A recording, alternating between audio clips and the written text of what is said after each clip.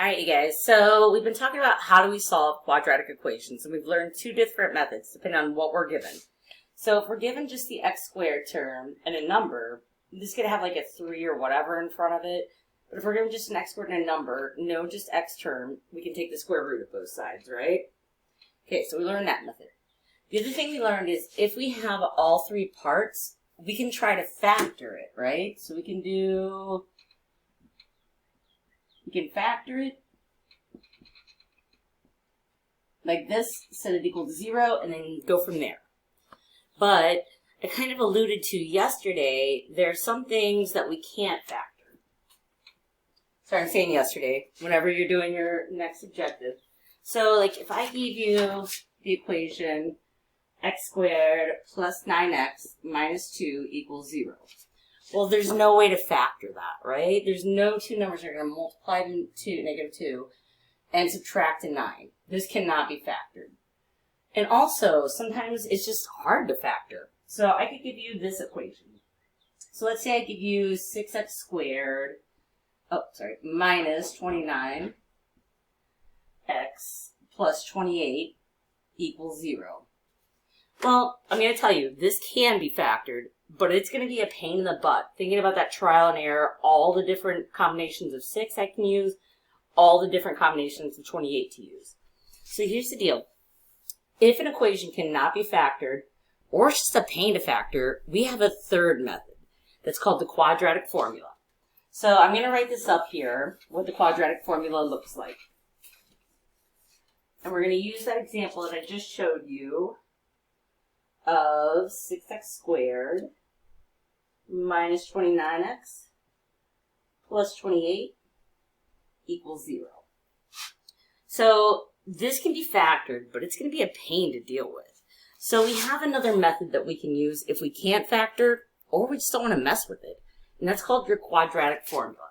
Here's what your quadratic formula looks like.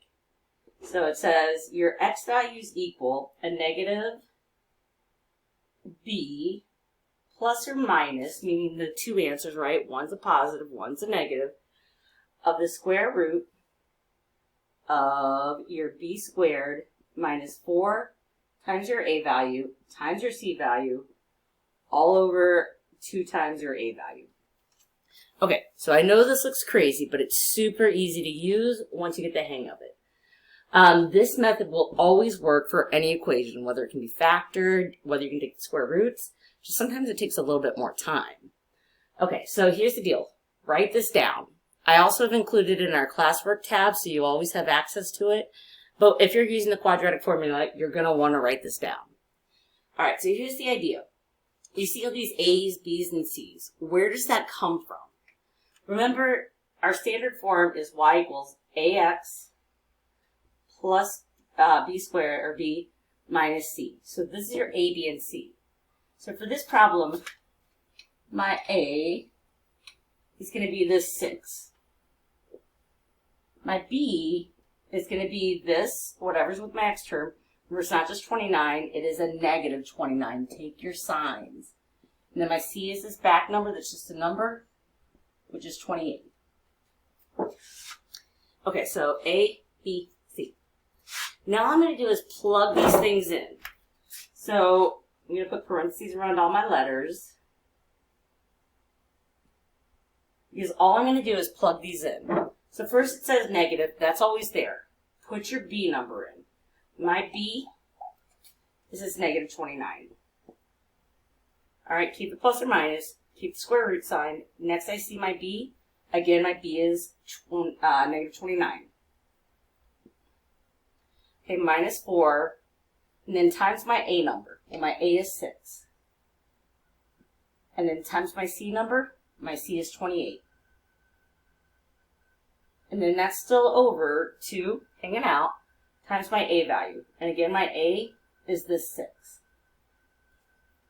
Okay, so now you've got this. All you have to do is simplify it. Okay, so I'm going to show you the easiest way. First, keep your x and your equals. You have a negative times a negative that turns into a positive 29. Keep your plus or minus sign. All right, one thing I want you to know is you can put all of this stuff under the square root into your calculator, please just make sure you're using the parentheses like I have here. I'm going to simplify it step by step so you can see that. So if I take negative 29 and I square it, it turns out to be a positive 841. Don't forget, 29 times 29 is 841. Negative times negative is a positive. So this is why I say, if you're putting in your calculator, you have to use parentheses around this negative 29 or it will come up not correct. Okay, keep going. Negative 4 times 6 is a negative 24. That still times your 28. Leave that over. 2 times 6 is 12. Okay, great. So there's step 1. Step 1 was identifying our A, B's, and C's. Step 2 is putting everything in. Step 3 is where we're starting to simplify. Now our next step, keep working under the square root sign. So I've got x equals 29 still hanging out, plus or minus is still hanging out. If I take 841 and then do negative 24 times negative 28, I will get a negative 672. And again, I've already used my calculator to figure this out. Again, I'm just using my calculator.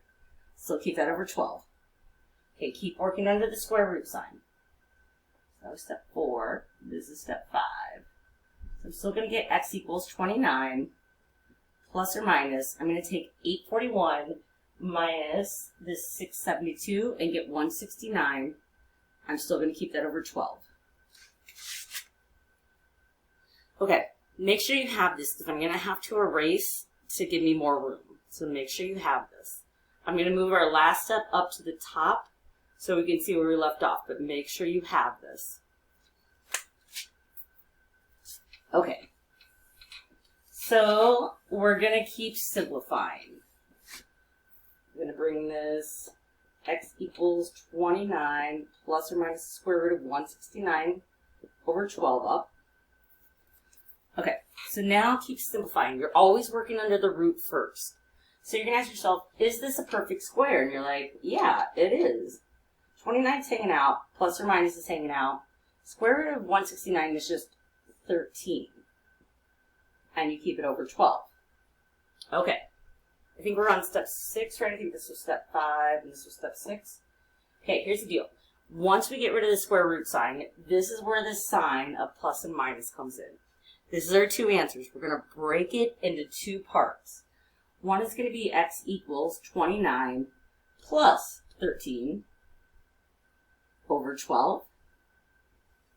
The other is going to be x equals this 29, but now minus 13 over 12. Okay, all I'm going to do now is keep working on this and simplifying this. So then step 8 is I'm going to say, okay, well, x equals 29 plus 13 is 42 over 12.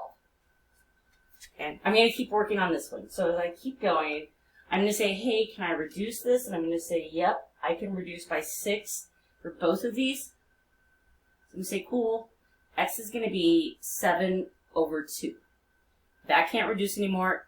That is one of my roots. And then I'm going to do the same thing over here. So I'm going to say, all right, x equals 29 minus 13 is 16. Keep it over 12. I'm going to say, can I reduce that? Yep, they both will reduce by 4. So I'm going to say, cool. X is going to be 4 over 3.